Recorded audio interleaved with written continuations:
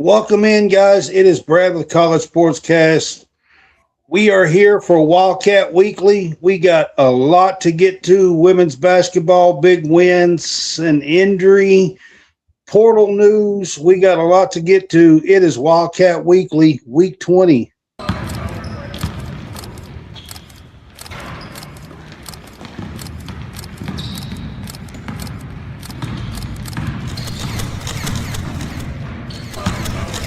Thank you for tuning in to College SportsCast. College SportsCast presents Wildcat Weekly. What's up, John? Got John here with me.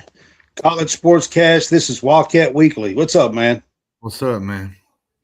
It has been a crazy few days. Well, Trying last to keep 15 minutes it went off the rails. Yeah, just a few days. I mean, actually, it's been a crazy few days. You go back to last Thursday, the Kentucky girls beat LSU, and then the next day, or actually a few hours after that, the portal opens, and it's been nonstop since. Chaos. And we just had chaos like right before we got on the show. It's been nonstop since, it seems like. Yeah, All right. So to start out with, guys, I'm going to start out with my Facebook stuff, man. Hit that subscribe button on Facebook with us, man. We appreciate you. It's only 99 cents a month. That's all it is. It's just a bare minimum. I try to keep it at the minimum for you guys, but it does give you your own page to post on. You can make posts on it, the subscribers page, and also a chat that we are in and trying to post a lot of this info and a lot of stuff that we're hearing. We are doing in the chat as well. So right now is a hot time to join for just 99 cents a month. Yeah. For sure. John's in there a lot. I'm in there a lot. Like I said, right now it's just 99 cents a month. We're posting a bunch of stuff in there, having some chats with some guys in there and some people in there. So hit that subscribe button for just 99 cents a month. Also at the top of the left-hand corner of the screen there is our QR code for Home Field Apparel. I want to put that up and going to leave this up. If you are a Cat fan, go to Home Field Apparel, use our code CSCast. It'll help us out as well as you can get some really cool gear. I've got one of mine on right now. This is a Home Field Apparel shirt here, and this is the Unforgettables, actually, 1996. I think that's right. Now that I'm thinking about it, it is, right? 96? Yeah. Anyways, go to Home Field Apparel, hit that QR code up at the top, scan, use CSCast, and help us out, man. Appreciate that. I am going to leave the QR code up on the top of the screen as we talk tonight. John, right off the bat, I do want to give, before we get into anything else, I want to give an injury update on Teonni Key. If you guys were paying any attention to the girls yesterday in the third quarter, Teonni Key dove for a loose ball. One of the Missouri players kind of dove at the same time and fell on top of her arm as she was reaching for the ball. It is her right arm that is injured. At first, I thought it was a shoulder. It turns out, John, that it was a dislocated elbow for Teonni Key. I do have a couple of things to update. So first, I have had a short chat with Teonni's mother, just a very, very short chat. And all I have got, I just want to just say that she has said that she is fine. She's resting. She has asked for prayers. And I do want to put that out that Tammy Brown has asked for prayers. That is Teonni's mother. So I do want to put that out. And then tonight, just an hour ago on his call-in show, Coach Brooks did say that currently they do not have a full prognosis, but that she is looking. Her arm is looking fairly well. They do not think that they are anticipating that she will be able to come back, Kenny said, but it's more than likely going to be at least 3 to possibly 6 weeks before Teonni gets to come back on the floor. So that is the one negative with the women here, John. The update on Teonni Key is that she will be out and miss at least a few weeks here. What do you think, John? Tough break, man. I mean, she's vital to their team. You know, you got Hassett, Clara Strack, Tonie Morgan, but you look at the game Thursday night. She was big. Teonni was big. She had 17 points, 16 rebounds. The rebounding, she was fighting for balls, loose balls on the floor, rebounds. She was getting out rebounded like two players. It's gonna be tough without her. I still think they're a good team. You know how they do with this schedule coming up. You know, I know they play Alabama coming up. They play Oklahoma. I think after Oklahoma, it is Texas, I believe.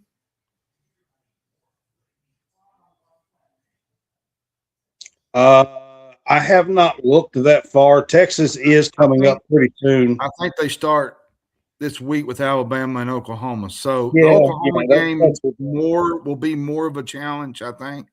You know, with the freshman there, she's a really good player for Oklahoma. Is it the Sanchez girl? I'm trying to get off the top of my head. I think it's the Sanchez girl.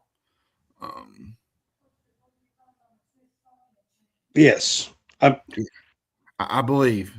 Don't quote me on that. You got me.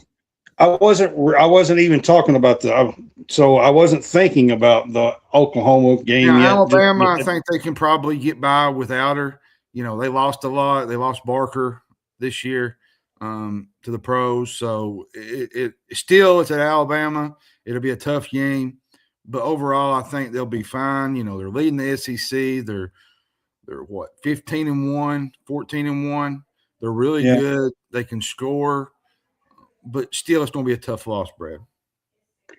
It is. I do want to go back. I just wanted to put that on the, as an update right off the top of the show here.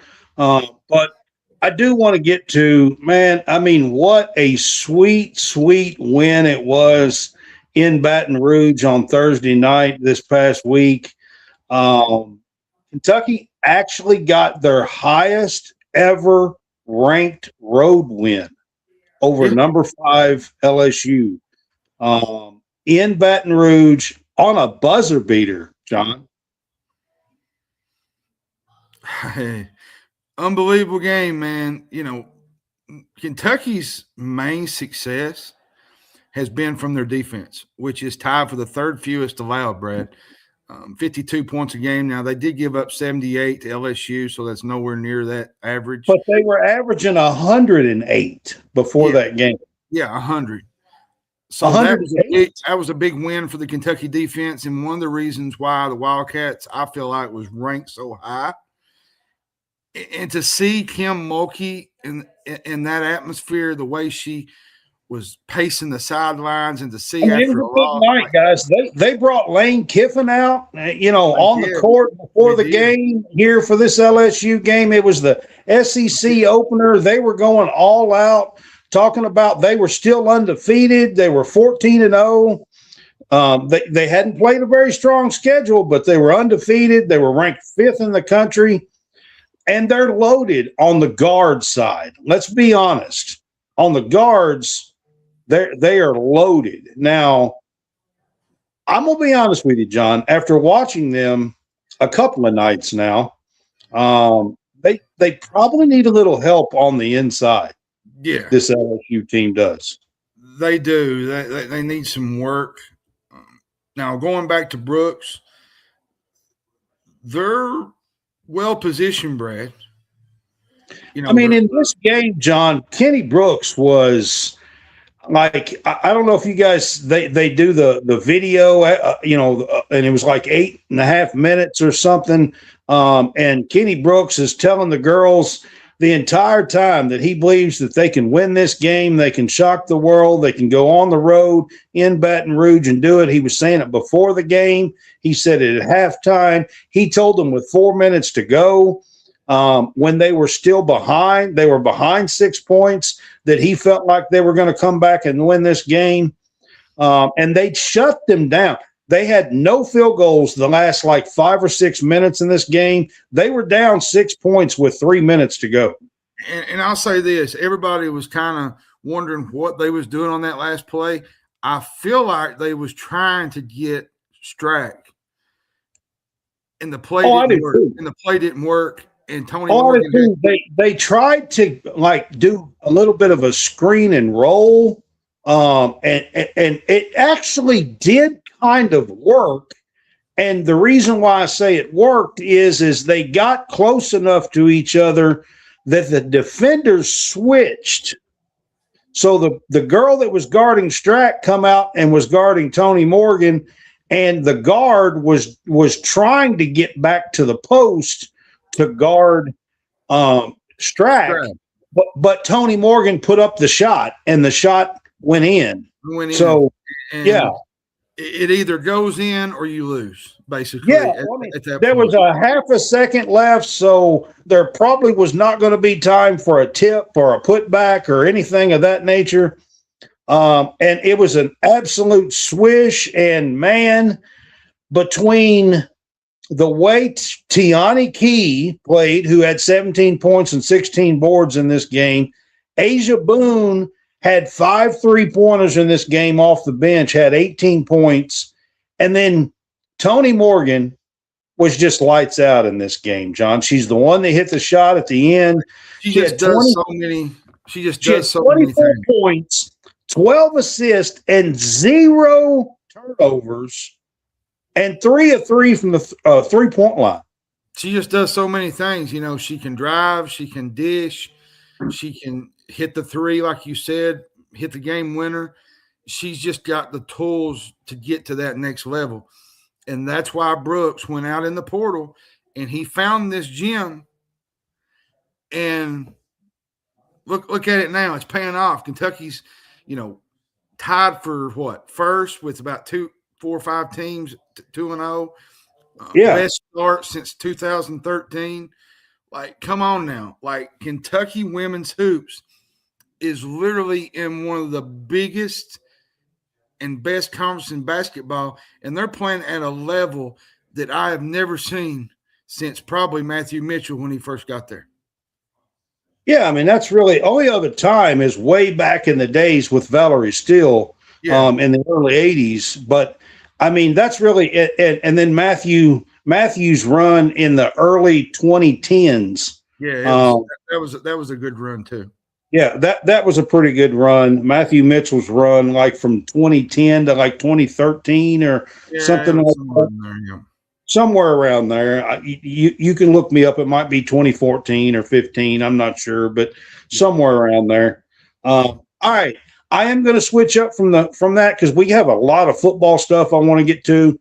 But yesterday, the girls at home got the home opener win with the SEC home opener over Missouri, 74-52. And again, Tonie Morgan played really well yesterday. Yeah, it was the battle of the guards. She entered the game, Brad? Second nationally in assists. Yep. 18 points, 14 assists. She only, I think, committed 3 turnovers. In the game. She was again 2 of 3 from the 3-point line. And I keep bringing that up because I want to point this out, okay? Career, she was a 23% 3-point shooter before she got to Kenny Brooks. She's currently shooting 43.3% from the 3-point line. And then you add Clara Strack, Defensive Player of the Year last year. She had 19 points, 10 rebounds yesterday. 3 blocks. Double-double. 3 blocks. She stretched that Missouri defense beyond what they wanted to do. Oh, yeah, man. She also was 3 of 10 from the 3-point line. She shot 10 3-pointers yesterday. By the way, she's a 6'5" center if you've never seen her play. I'm going to tell you something else that won this game was the efficiency. You know, they shot 46%. Missouri had, I think, 31, maybe 32, something like that. They opened up a 10-point lead. Now, they did have some storm droughts. Now, the Wildcats finished, I think, 43% from the field. Kentucky's size was a bit overwhelming. You know, they got their average height is what, 6'1". They have probably the tallest roster they've had, and it bothered Missouri. Missouri missed 45 shots, I think. They only managed 11 points in the second quarter, which opened up the fourth quarter. They had a 3-minute drought, and Kentucky pretty much sealed the game. And then they had blocked shots. They had 7 blocks, 7 steals. They turned a lot of those shots, missed shots, into transition points, and they limited what Missouri wanted to do. So, you know, Missouri had 10 turnovers. Asia Boone hit a 3 early in the second quarter.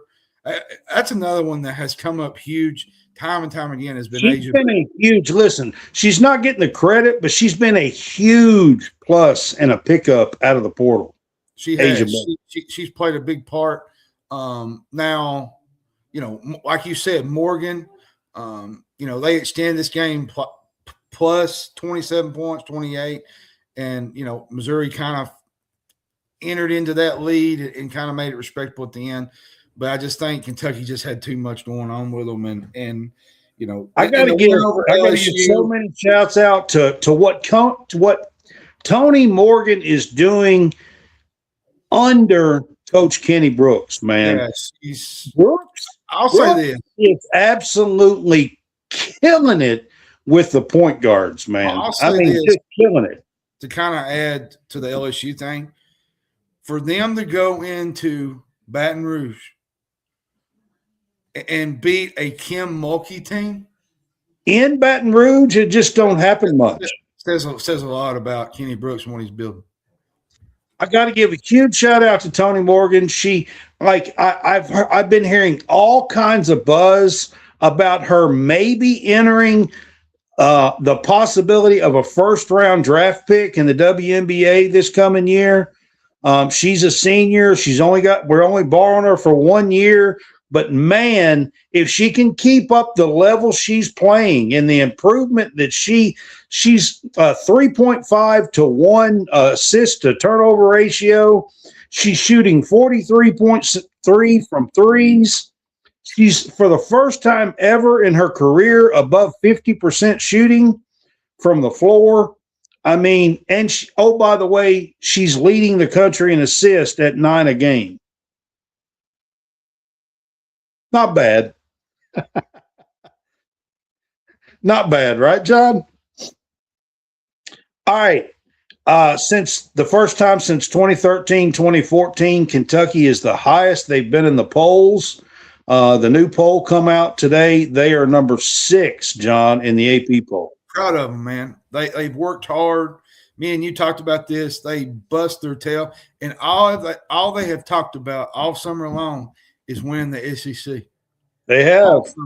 I've been with them.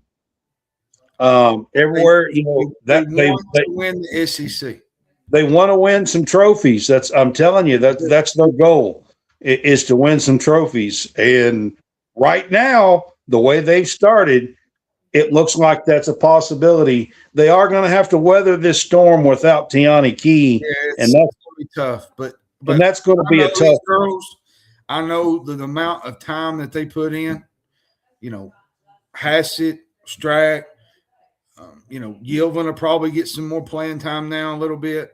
You know, you'll have Boone to play a little bit. KK is definitely going to have to step up big. Not Greenway, that's next year, but Kaylin Carroll. KK Carroll is going to have to step up big. You know, there's been a couple of games that Key was out, okay? And KK stepped up big and hit some 3-pointers in those games and played pretty big and scored some points. She had 18-1 and like 9-1, I believe, the 2 games, if I'm not mistaken. She's going to have to step up and hit some shots and play well if Key's going to be out for a little while. I'll say this, Brad. To see where they have came from and with Elsie to now, and the culture that Kenny Brooks has put into this program, it'll blow your mind. Especially from where you cover it and you've been there and you've witnessed it, to see them each year improve and to see the recruiting take off like it's about to. I'm going to tell you something. Maddie Greenway, I don't know if y'all know this. Her dad played football for the Minnesota Vikings, Chad Greenway. Yep. That girl is special. She can play. And I was getting ready to say, they honored her on Sunday. They actually got her to do the Y, like Kentucky basketball does. She came out in the middle of the court and she done her thing. But she is a really good player. And if you ain't watched her play, look her up. Maddie Greenway is good. She's already scored over 5,000 points in her career, if that tells you anything. That tells you a lot, yeah. But like I said, I kind of mentioned the Alabama game, the Oklahoma game. The Oklahoma game, I feel like, is a tougher game without Key. It is going to be. The Alabama game now, I feel like, even it's on the road, I feel like they can do some things and win this game without her. Because let's be real, Brad. Alabama lost a lot. They lost Barker last year. They lost some pieces to the portal. They're to kind of, yeah, regroup. So now I like this Oklahoma team. This Oklahoma team's good. They got a freshman guard that can play as good as anybody. Freshman guard is. I don't. Sanchez does not. It's close to that, but I actually don't think that's what it is. But it might be. It's close to that. I'm looking it up. I thought it was Sanchez. Angel.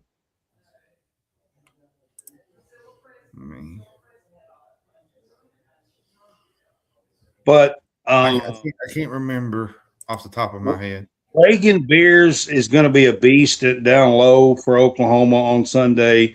This Chavez. is at home. Aaliyah Chavez. Aaliyah Chavez. I knew Sanchez. It's close, but Sanchez just did not sound right. I knew I was wrong on that because I was like, what?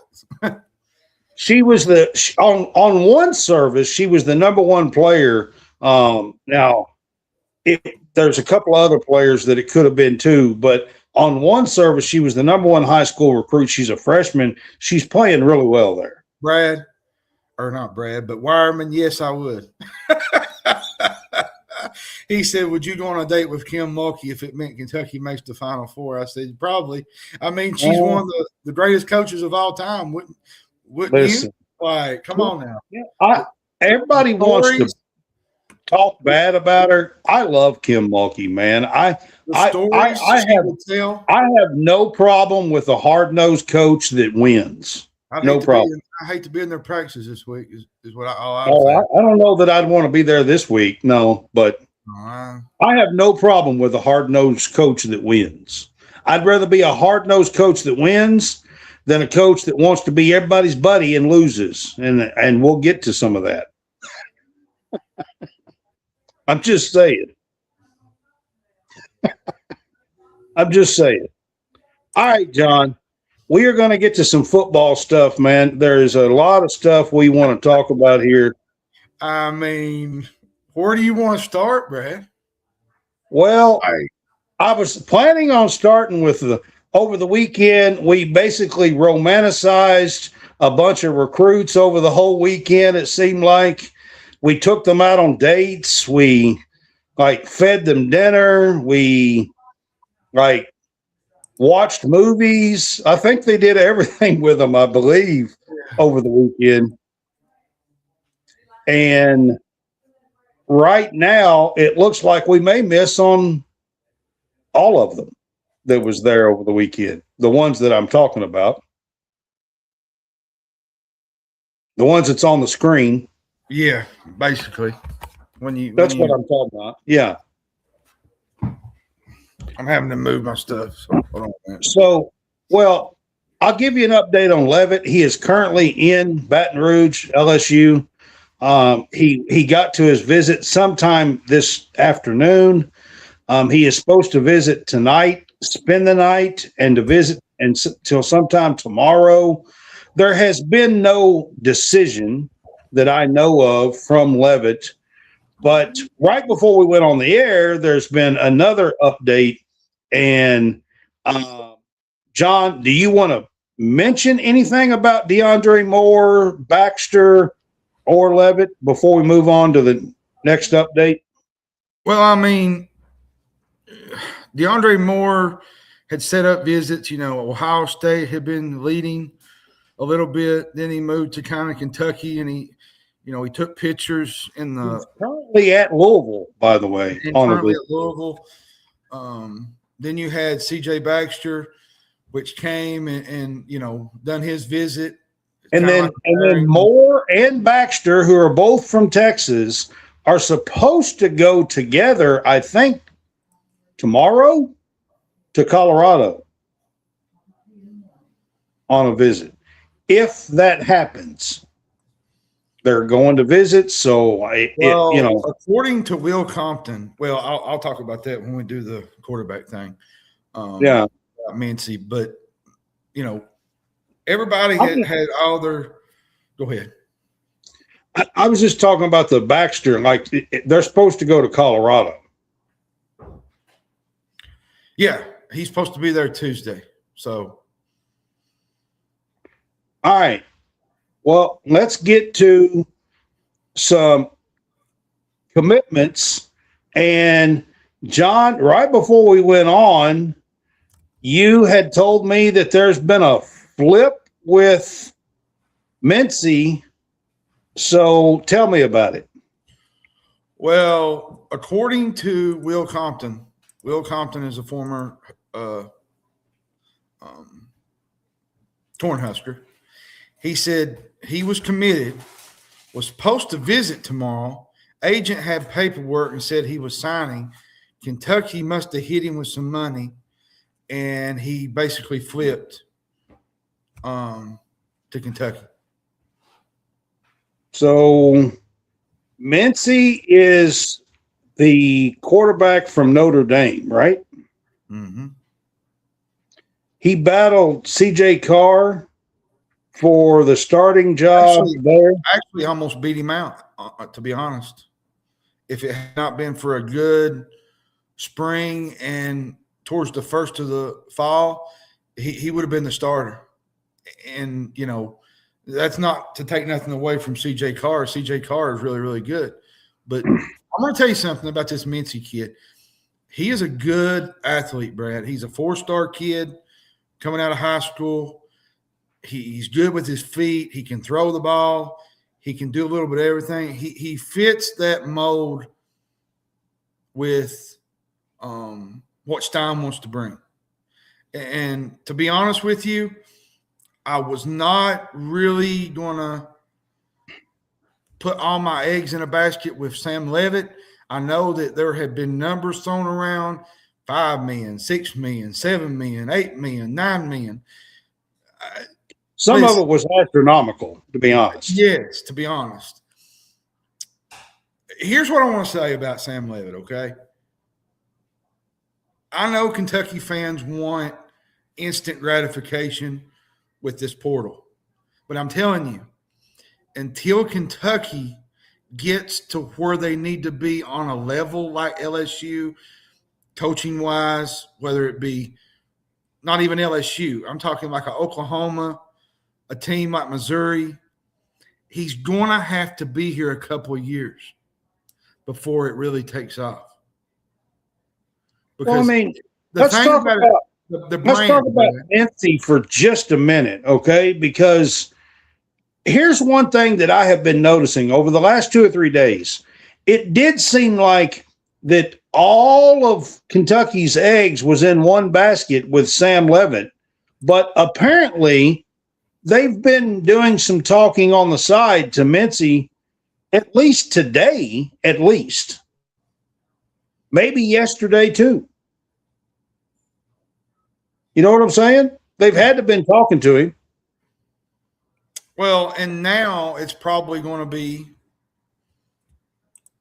Sam Leavitt going to LSU. And here's the thing. People don't realize about Kenny Mincy. He was a really big late riser in the 23 class. He went to Pitt before Notre Dame. He flipped, spent 3 years in Notre Dame, lost a really tight quarterback battle to C.J. Carr. This is a good quarterback, and I don't know why fans are downplaying this. There's some that are downplaying this, but this is a really solid quarterback, like one that Stein can work with and that has the intangibles to do his offense, and he fits that mold. I mean, let's just hope that somebody else don't come along with a higher number before he signs, is all I got to say. If he's already doing that to Nebraska, I mean, just to be honest, like, you know, somebody else, if he hasn't signed, why, somebody else could do the same thing. Well, and now I just got word from Matt Zenith. Yeah, CBS guy. That Ohio State's offensive guard, Tegra Tashabola, is going to visit Kentucky. He was a 6'6", 320-pounder on the line. A guard? A guard? He was a honorable mention. It didn't say what position he was, but he will visit Kentucky and Auburn soon. So maybe this was all a plan to get – I don't know, Brad. With all this portal stuff, this free agency, I'm telling you, it's a wild west. You go after some – you miss on some, you go after some, and they want to hold off. While they're doing that, you got to be talking to others. Some of it you do behind closed doors. Some of it you do where others know about it. I mean, it's an absolute mess, to be honest with you. Well, but I do want to get to what I have up on the screen. I kind of want to do a little bit of a rundown. We had 5 commitments. The first one being Tavion Wallace. Yeah, that was a big one. And that was the first one. I want you to talk a little bit about Tavion Wallace. Tavion Wallace is an interesting piece. He's a Georgia native, one of the top linebackers in his class. He signed with Arkansas. He was a 4-star recruit. I think he was ranked 16th among all linebackers. He did appear in 9 games with the Razorbacks. He was limited, I think. He had 2 tackles. And what most people, if you've been watching Kentucky, his brother played here. Yes, Trevin Wallace. Which is now at Carolina, and which will play in a playoff game this week. In Kroger Field, Commonwealth, behind where we are right on the screen here, I think he had one of the loudest ovations moments Trevin Wallace did in that stadium's history ever. Yeah. He, to me, adding him. I was there, so I remember. I was there as well. Adding him to this linebacker core that already has kind of ties to the program. Let's be honest. He was a freshman this year. He didn't get a whole lot of playing time. He probably should have not burned his year, to be quite honest with you. But he's got 3 years remaining. He is probably not ready to be a full-blown plug-and-play guy as a starter. But he will probably see the field and see some playing time next year. Yeah, he's going to see the field. Yeah, I believe so. And then our second commitment was that Sykes? Sykes, yes. I think it was Sykes, wasn't it? The cornerback? Yeah, it was Sykes. I don't have a lot of update on him. Now, I will say Hassan Sykes, I believe, is his name, right? Yeah, I will say that I know a little bit about Tony Berry. He's a kid out of Gardner Webb, and Brad made a point. He said, I didn't even think Gardner Webb had a football team. Yeah, I made a joke. He was the starting center on the basketball team. He was really good. We're making people win. He had 9.5 sacks. He started at Division II before transferring to Gardner Webb. This is his third program. Now, let's be honest, he chose Kentucky over Ohio State. He visited them Friday. I mean, if you got Miami. The Sykes kid, man, I mean, honestly, everybody was saying the night before that he was going to go to Illinois. Yeah. And then he they had a flip. Then he flipped to Kentucky. So, and he's a cornerback. Sykes kid he's really good, Sykes.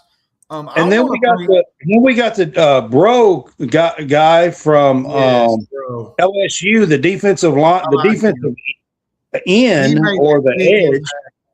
He made a big impact on LSU. He was a true freshman. And I'm going to say this, Brad. Not many players play as a true freshman at LSU. Ahmad Bro, and it's spelled Breauo, as in like Louisiana. I mean, X as in Louisiana. I called him bruh. I will say this. He played linebacker in high school. He got some frame on him. And he gained some weight so he could play end, I think, or on the line. He moved inside. He's a very exceptional athlete. His mother and him posted a picture last night. They're excited about being here. I want to bring up one that I'm kind of happy about, Brad. And then this morning, are you talking about this one? Yeah. This morning we got the starting center from Baylor, Colton Price. Yep. He was a 3-star out of high school. He had a redshirt season in 22. Baylor pretty much inserted him at center halfway through the year, and he never budged. You know, he's 318 pounds. He started the final 6 games of the 23 season. A Remington Award winner. Listen, Brad, he was rated by PFF as 66.3 in pass block and 69.1 in run block. I think he's the top inside offensive lineman, interior offensive lineman in the portal. Yep. Wyman brings up a good point. Let me ask you this. If you had a choice, you taking Kenny Minchie or Cutter Boley?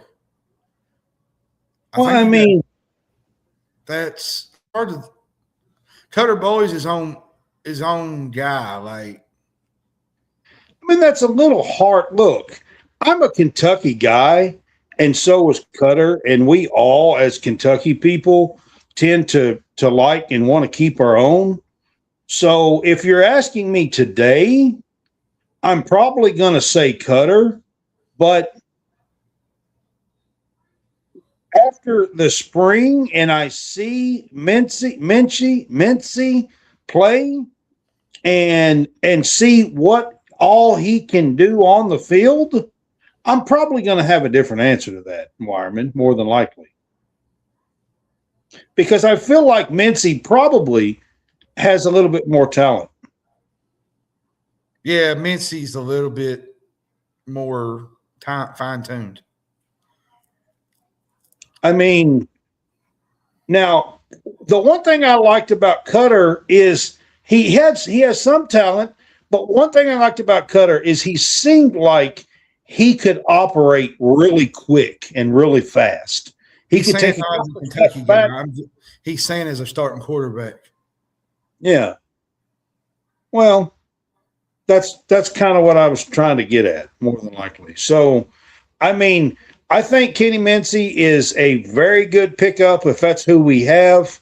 Like I said, that happened right before we went on the air, within 10 minutes before we went on the air.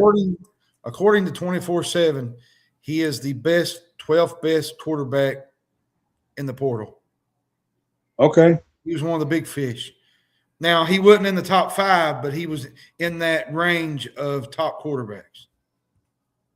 I mean, I think it's a very good pickup. He's not going to be quite as high as a few of these guys that has played quite a bit. So he hasn't been the starter. That's the one knock, I would say. So, John, I want to get to a few visits today. The Chaplin visit, the offensive tackle from Auburn, was supposed to happen tonight. Yeah, Jordan,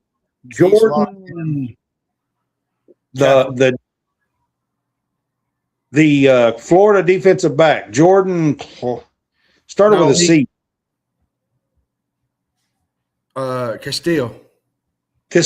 Thank you. The Florida safety. He's locked in this week. Chaplin's locked in this week. I think Chaplin's tomorrow. Yeah. He's got a lot. Listen, Brad, I couldn't tell you. There was another one right before we come on I wanted to talk about. Chris Jones from, I'm trying to think, I want to say Ohio State.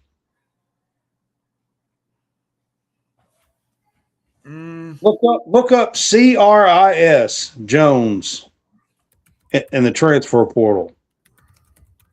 There's so many players, but I can't really. He's supposed to be coming tomorrow, and I want to say he was a. Yeah, he's from Southern Miss. He's a linebacker. You're going to be going all night if you post all these people. I don't know half. I'm trying to keep up with it, but I don't even know half of the visitors that are coming this week. Like, there's so many.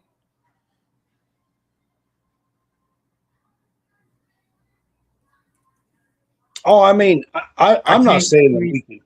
I'm not saying we can sit here and run down them all. I just kind of wanted to go over what we know as far as the next day or two, today, tomorrow, with some visitors and things that's going on.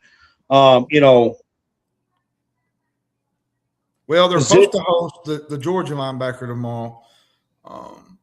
Chris Jones. That's who I was talking about.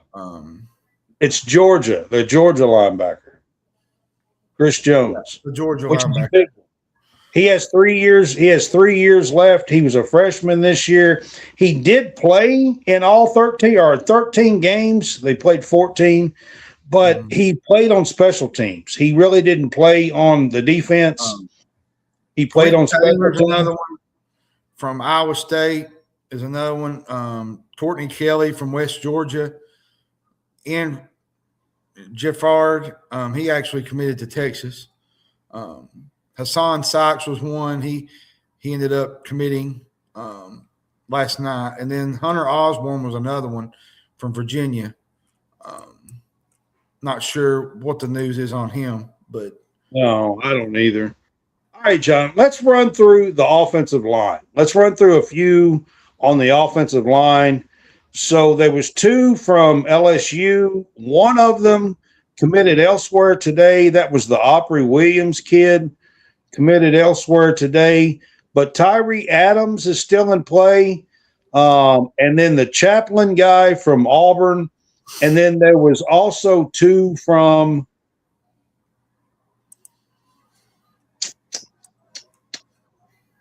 my brain is not working right now. Offensive linemen that have come in.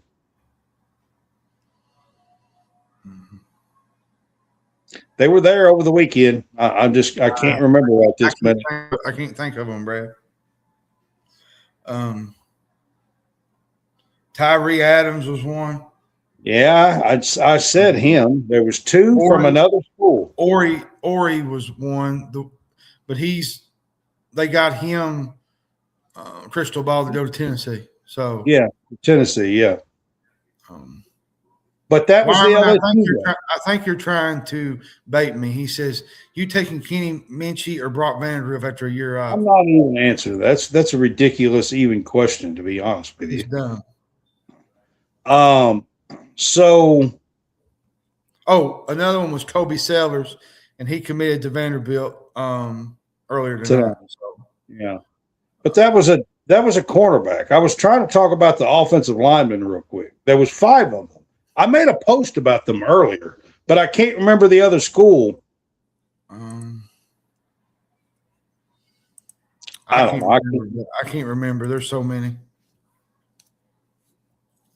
I can't think of who they are right this minute, but there was 5 of them. By the way, just as we got on, Quashay Scott entered the portal. That's going to be a blow to the defense. For Kentucky? Yep. Had 39 tackles and an interception this season. Yeah. That's a big one. So wide receiver wise, Malcolm Simmons was visiting today. So that's another one to watch on the wide receiver front. You got DeAndre Moore that visited over the weekend. So there's you a couple of wide receivers to look out for. Running back, there was an Oklahoma running back that visited over the weekend. His name was Jonathan. Started with an A. I can't remember what the last name was. He's from Oklahoma. And then C.J. Baxter were the 2 running backs that visited over the weekend that I know of. And there's more entering the portal. Oh yeah. Oh yeah. I mean, we could sit here all night. Not slowing down anytime soon. Quashay Scott, Wireman, the played safety for us, or cornerback. I think it was safety, if I'm not mistaken. Defensive back, Quashay Scott. Yep. I want to get to the new staff member that was announced today for Coach Will Stein in Kentucky. He hired a guy that had quite an extensive resume, background and resume from he's been at Florida, he's been at Texas, he's been at Louisville for a few years. He's been at USF, South Florida, for 9 years. He was an assistant athletic director there, and he's been a strength coach, a performance coach for a long time. And I just wanted to just talk about him a little bit, adding to this staff, director of football sports performance or something like that was his title today. And talk a little bit about him. Yeah, he's from South Florida, had some time at Florida, had some time at Texas, had some guys. He's put guys in MLB, NFL. And NFL. He's had over 100. He's put over 100 guys in pro sports. Yeah, that's pretty impressive. Over his guys in the NFL have made over $800 million and almost $200 million in Major League Baseball. Yeah, it's a pretty impressive resume, Brad. I mean, what's his name again? Roberts was his last name. Was it Brandon, I think? No, it wasn't Brandon. Roberts was his last name. I remember that. Yeah. I'm trying to remember, Brad. There's been so much happened today. Brandon Roberts. Director of football sports performance. Yeah. It was Brandon Roberts. I mean, Don, I'm pretty impressed at the staff that he's put together. Yeah, it's impressive. And he also coached Will at Louisville, and that was a big thing. He was a associate strength coach at Louisville from 10 to 14. Worked at South Florida. He worked with Charlie Strong. He was in Tampa, I think, for 9 years and was an assistant to the AD in 2020. Also, he played defensive line at Middle Tennessee. So he's got some ties to Tennessee, and when it comes to recruiting. And I agree with you, Ironman. It's not going to be sustainable with what's happening around the college football world. If this portal and this money, you look at tonight, Minchie, he's basically going for a visit. He's got everything signed up. A phone call happens, and he's gone. Yep. That's the way it is. All right. Before we move on from football, I want to ask you, so on top of pulling double duty and still trying to coach a team to a national championship as the OC, Stein is still trying to pull all this off, all this that we've been talking about, talking to all these kids and portals and trying to get kids here and be the Kentucky coach and everything else. He's also trying to build a staff and put a staff together. I mean, just talk about how busy that man actually has to be right now. Yeah, I mean, it's pretty wild. I mean, you think he's getting an hour of sleep a day or what? It has to be tough. I mean, you think about it, Brad. You got coaches in the middle of a playoff run. Kurt Signetti, which he brought up a good point on it the other night. He had players on campus while he's trying to prep for a championship game or a semifinal. The calendar, to me, that's where I kind of want to bring this in. The calendar needs to be fixed. The calendar needs to be moved to another. It's interfering with these teams. You got players, exiting out of playoff teams. Oregon has had some guys. Miami's had a few guys. I'm sure Indiana and Ole Miss is going to have some guys, enter the portal, and they get 5 extra days when their season ends to kind of, use the portal and coaches to be able to call these guys. Like, something needs to change with this, Brad. It has to be – the NCAA is going to have to get more involved with this. Because I'm going to give you a suggestion on that, John, right now. All right? I suggest that you change the football portal, the transfer portal, until the 1st of May. Well, I'll tell you what, I've seen it all now. So Ashton Daniels just went to Florida State, and Lagway was there today, and now he might not even be there.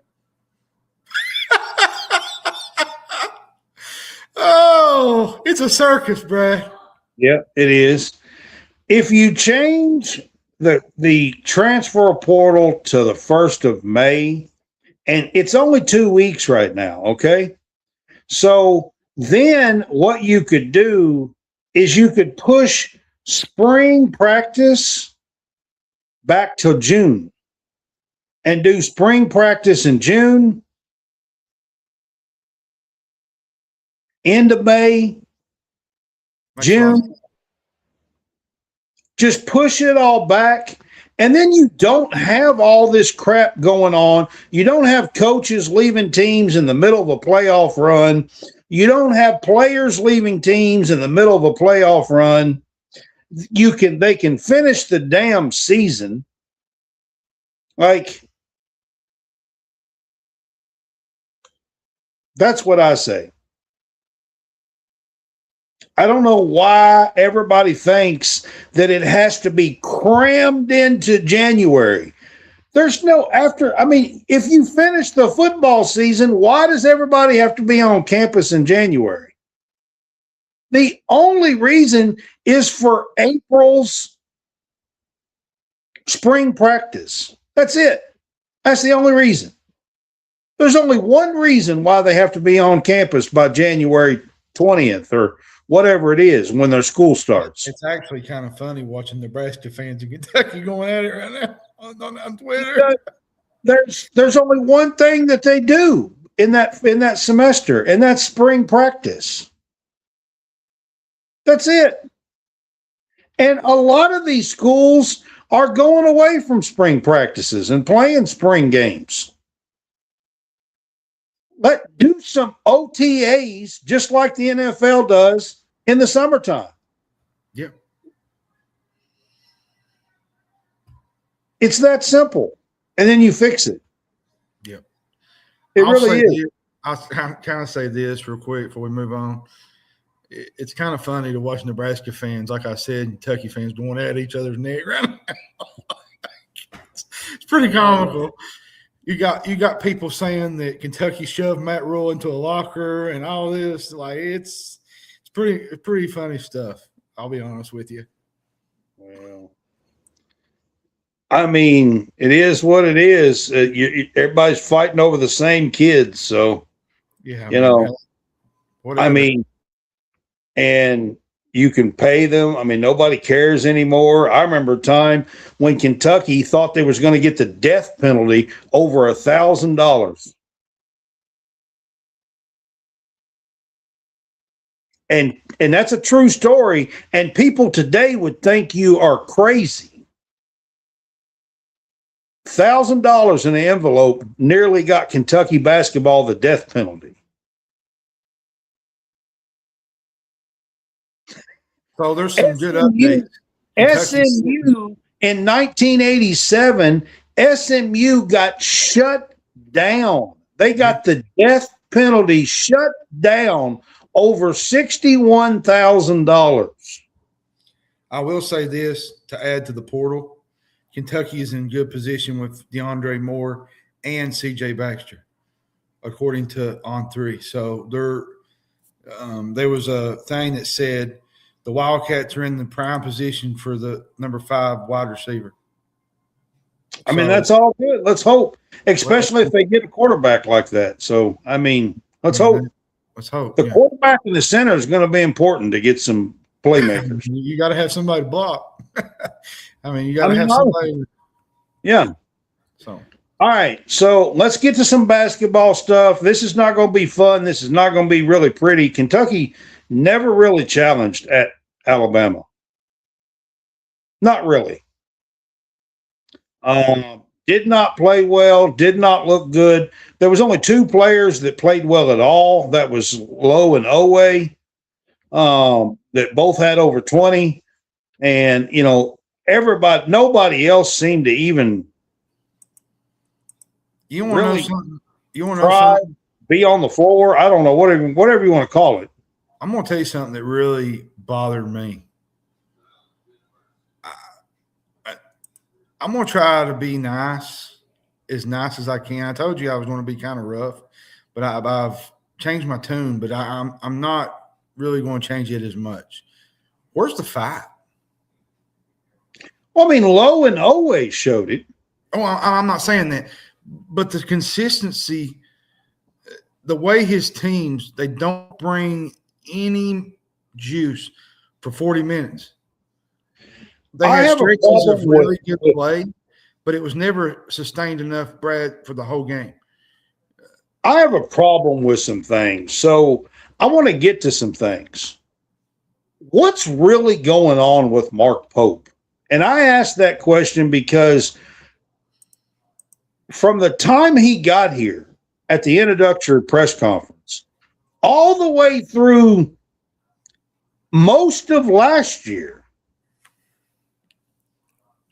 like he was a fan favorite. He was staying after in Rupp behind us here on the screen. He was, talking with the fans for an hour at a time. He was buying them ice cream cones. He was relating to people. He was taking pictures. And then all of a sudden, over the last 2 months, he seems like he don't even know how to talk to Tom Leach. And I got a question. Is it just the losing? You think, is that what the difference is here? He doesn't even seem like he knows how to answer a simple question or talk to Tom Leach. You want to know what he said tonight? This is what really befuddles me, Brad. This is what he said tonight, and I'm going to read it. It was from X. Mark Pope, what's really important for us as coaches and as teammates is understanding the story that each of our guys and each member of our staff is telling themselves about what we're going through right now. And then bringing it back to two things. One, a point of truth, and two, a point of common understanding about where you're experiencing, what the shortcoming is and where the pitfalls are. That was actually a theme of our film today. Like, I'm sorry, man. Like, he said all of that just to get back to the same point, that to get back to an understanding of what they need to do to start with. Like, but that's not, I mean, he just seems like he's kind of out of touch and don't know how to talk. He doesn't seem to want to answer questions. He doesn't seem to, like, I'm not sure what's going on with him. He doesn't seem like the same human being. He doesn't have the same demeanor. He doesn't, like, it seems like he's talking about his team. He sat down beside Tom Leach, and he acts like he don't even know the guy, don't even want to answer a question, don't want to be there. And last year he was sitting and interacting and having fun with the fans and signing balls and buying them ice cream and taking pictures. And where's that guy at? To me, you just play winning basketball. Why does he feel like he needs to be the quote master of a book? Like, I mean, I don't know, Brad. I don't know, man. Seriously, that's what this is about, is issues that need fixed now. And I'm putting it that way for a reason. We're halfway through the damn season. They're sitting at 9-5. They got 17 SEC games left. If they don't fix their problems now, it's fixing to be too late. You can't wait another 3 weeks to figure this shit out. If you ain't figured it out by now, I'm not so sure about you. If you can't get a feel of the game, man, and just be like, okay, we're playing better when these five are on the floor. Like, I feel like, to me, Brad, I want a basketball coach. I don't want a therapist. I mean, I'm sorry, that just is not there's and we had mentioned this the other day. Why don't you play the five that got you there in the St. John's game? There was Cam Williams, Otega Owe, Jaden Quainitz. Who was the other ones? Low, and Diabate. But to me, and you know how many minutes they played on the floor against Alabama? Those five that made the biggest comeback against St. John's so we could win, they played one damn minute against Alabama. Now, please explain that to me. How? Winning solves everything, Brad. A bunch of stuff, I like Mark, but I feel like he was given a long leash because of what Cal. And we won some big games last year. I'm not saying that. But he doesn't build teams, to me, the right way. He plays too many guys. So recruits, to me, don't want to come there. Because his rotations are absolutely insane.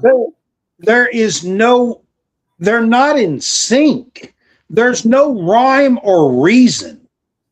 He doesn't keep anything the same. He doesn't really have rotations. Not really. He looks at numbers and the time of the game and things and stuff, and he just says that guy, this guy, that guy. And I don't think he even has rotations. I really don't. I don't even think he thinks that way. I don't think he thinks, okay, these three guys are playing better together.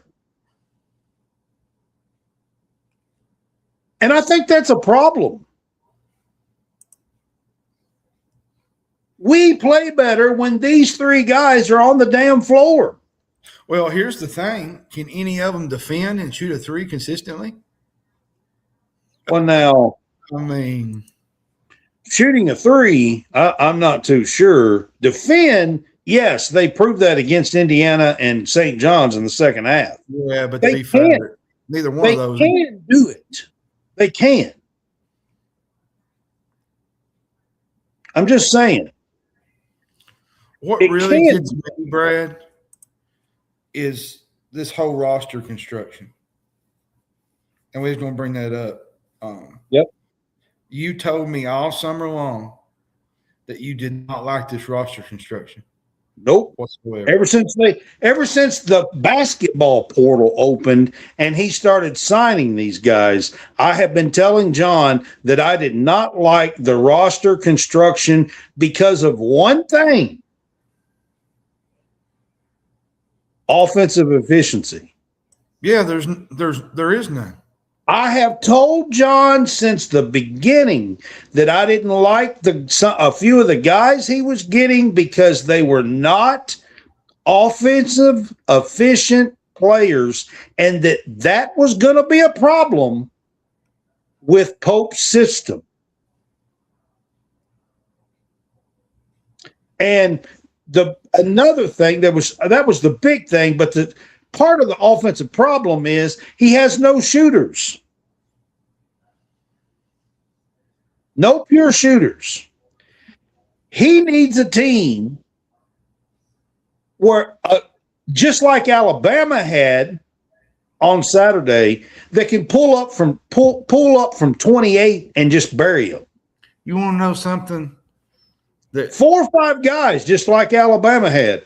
We don't have one on the floor that can do that. People will be like, well, Cam Williams can, and Trent Noah's a good shooter. Trent Noah's a great shooter when nobody's guarding him. Matt Sack brought up a big point on Twitter. This stat. I want to read you this stat, okay? Under Mark Pope, Kentucky has played 35 games against Power 4 competition. That's included Gonzaga, St. John's plus the tournament, right? Yeah. Okay. They are 18-17. They have trailed by at least 10 points in 17 of those 35 games. They have trailed by 15 or more in 11 of those games. They have trailed by 20 or more in 8 of those games. And here's another stat that's going to blow your mind. Billy Gillespie was 35-17 his first 2 years. Mark Pope's the same. Yep. They have the same record. They're 33-17 after 50 games. Yep. If that's not alarming to you, I mean, I'm going to tell you this. I'm going to say this, and this might not be 18-17, John, against power conference teams at Kentucky.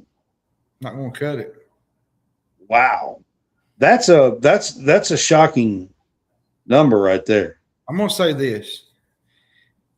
And me and Brad talked about this the other day in our little group with Bill Sizemore. Bill's a good friend of ours. It's not just a group. It's our college SportsCast. It's our subscribers page. Yeah. Chat. We was talking about this the other day. Up. 99 cents. That's all it is. We talk all the time.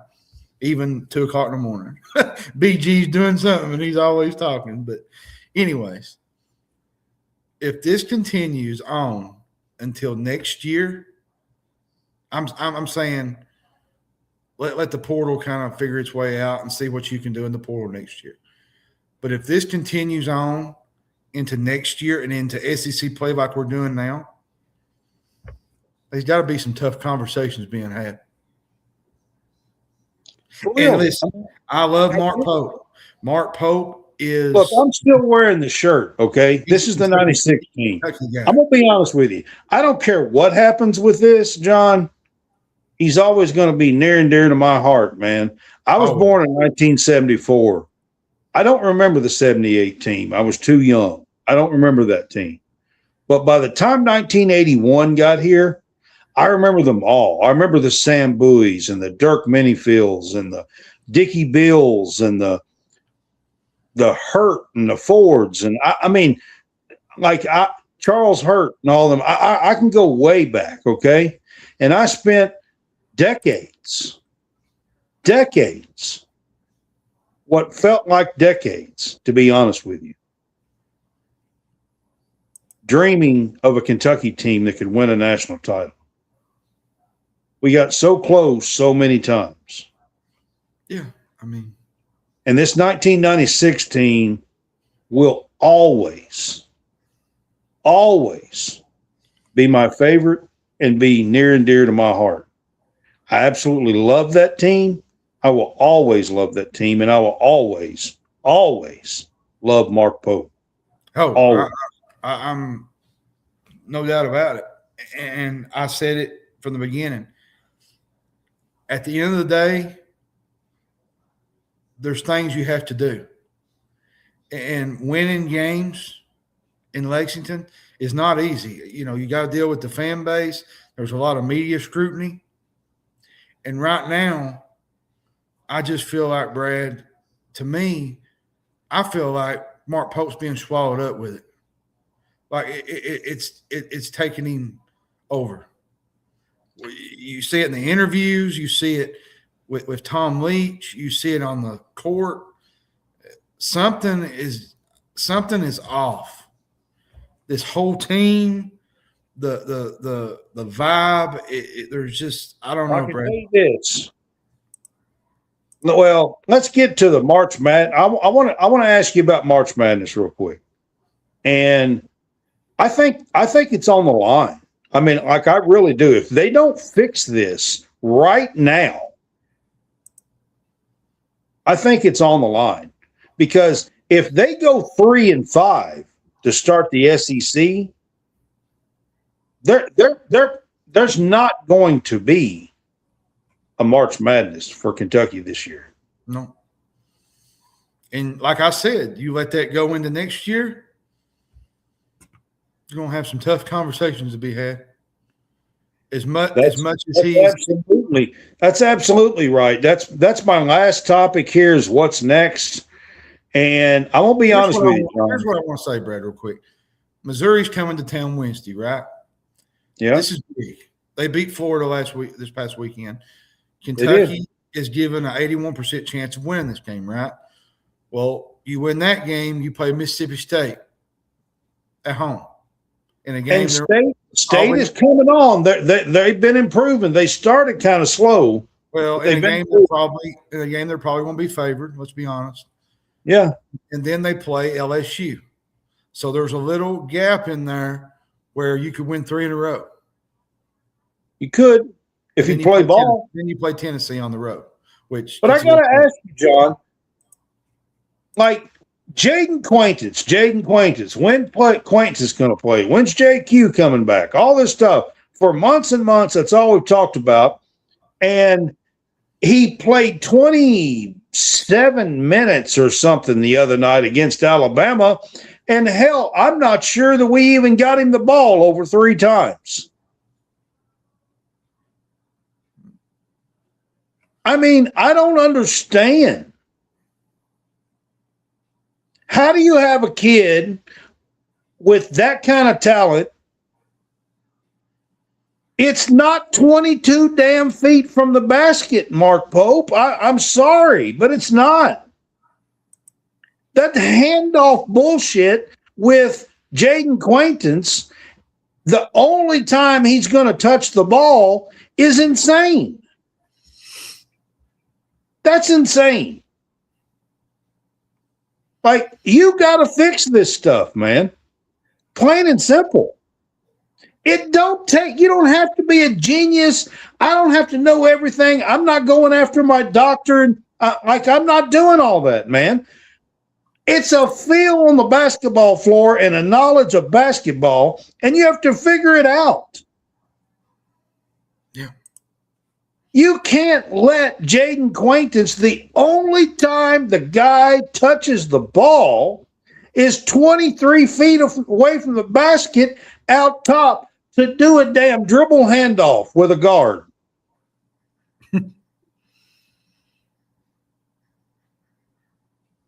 I mean, come on.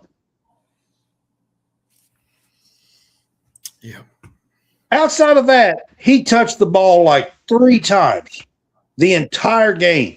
He did not post up until there was 13 minutes to go in the second half. 27 minutes into the game. And he posted up one other time. They double-teamed him and he had a turnover, and I think that's it. There might have been one other time that they tried to get the ball to him. And that's it. And it's just insane to me. And we're talking about a guy who's got top 5, top 6 talent to be in the draft next year. Yeah. Maybe, I don't know, just maybe, John, you try to take advantage of all his skills.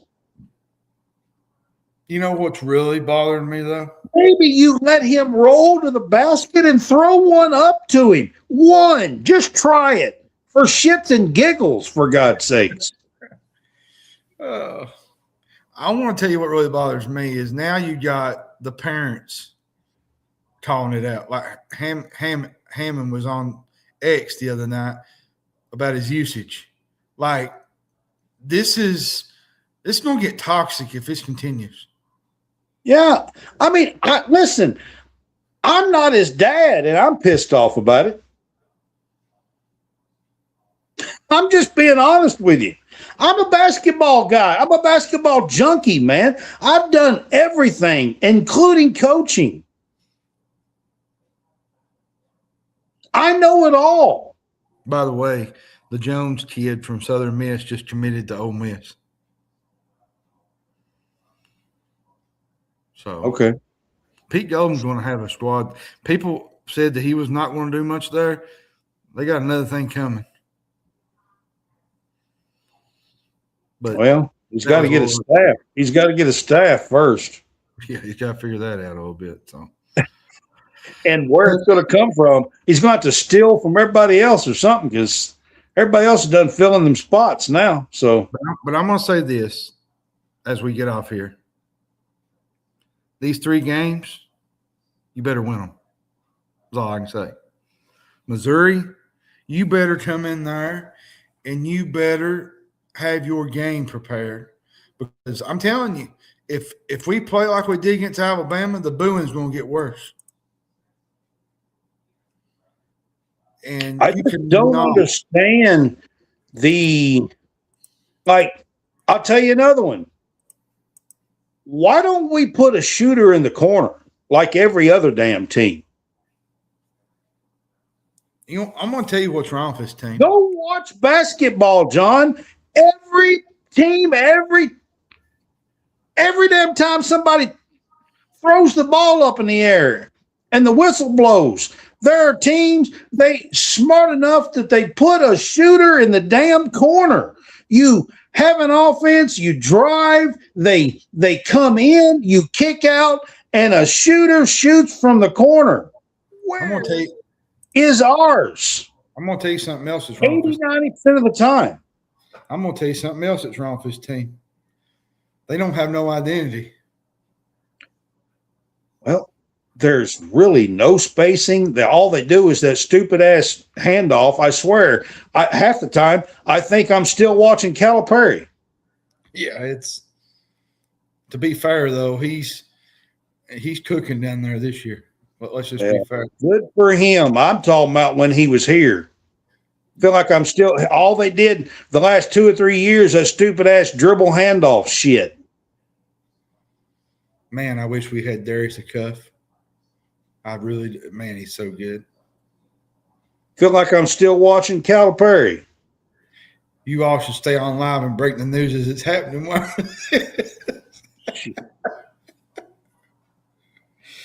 There's news breaking every hour, seems like.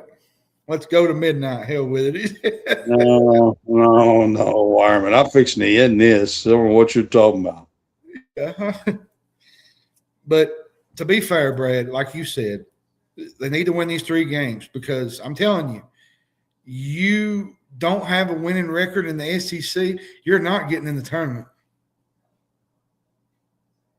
8-10. They need to quit. They need to quit worrying about a winning record and just start playing ball and stacking a few damn wins. Well, you look across the league. Florida's not playing great. Auburn's not playing great. Kentucky's in the kind of the same spot. They're all 3 9-5. They are. And listen, the SEC as a whole, let's be fair, it's not as great. I'm just gonna say it. The women's side is better than the men's when it comes to the top heavy teams. Yeah. South Carolina, Texas, Kentucky. There's 5 of the top 7 teams in the country on the women's side are SEC. Vanderbilt. I forgot to Oklahoma. mention Michaela Blake's and Vanderbilt having a great year. Yep. All right. Listen, plain and simple, you got to start having a feel for basketball, know how to handle basketball. I don't really give 2 shits how you talk it out and tell the players and bring it back and have a discussion. I don't care. I don't give 2 shits about any of that. Not 2 shits. What I don't understand, Brad, is what's with all this word salad? Like, I want you to have a feel on a basketball floor, like behind us in a arena called Rupp Arena that you played on, that you should know better. Yep. It bothers me, Brad. If you can't be like, okay, we play better with these 3 players on the floor, there's a problem. Well, the thing is, it feels like he's not even communicating with the fan. Like he's just the pulse of the fan base is at a high, and he's not connecting with them. I don't know, man. I'm telling you, it's got to be fixed and got to be fixed quick is all I know. Yep. All right, guys, we're going to wrap this up. The QR code at the top left is for Home Field Apparel. Want to put that up there? I'm just laughing at you because you could say a lot more stuff than that. Man, oh. I'm trying to be halfway decent because I love the man. I do. I promise you I do. But Lord have mercy. If nothing else, Alvin Brooks, Mark Fox, somebody have a feel for this game and know what's best and what players and how to play and how to use the players and use their best strengths. I mean, is there anybody over there that's got a pulse? Are y'all all like, I don't know, on sleeping pills or something? I'm not sure. I love a good Brad Harvey rant, Wireman says. Like, I better get him off here because he's getting ready to get. I just like, how can you watch basketball and not know like a good rotation? And he was asking about starting Jalen Lowe, and he's like, well, maybe we'll figure that out pretty soon. What? I agree with you, Wireman. He said Mark Foss has been coaching for 30 years. He surely knows how to get right players on the floor. I mean, Lord have mercy. But anyways, we got a show tomorrow night. Should be fun. We're going to talk college football playoffs and everything happening with the port. Well, we'll do some portal talk. Either do it tomorrow night or Wednesday night, one of the two. Tomorrow, Wednesday. So. Yep, because we're going to do it before the playoffs. Yeah. We got two big playoff games to talk about. So that's going to be a big part of the show, but we'll do a few of these topics too. So, yeah. All right.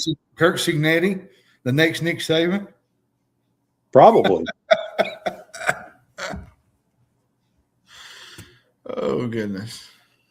I'm not kidding when I said that. Hey, I was off of it all, but I'm fully on board.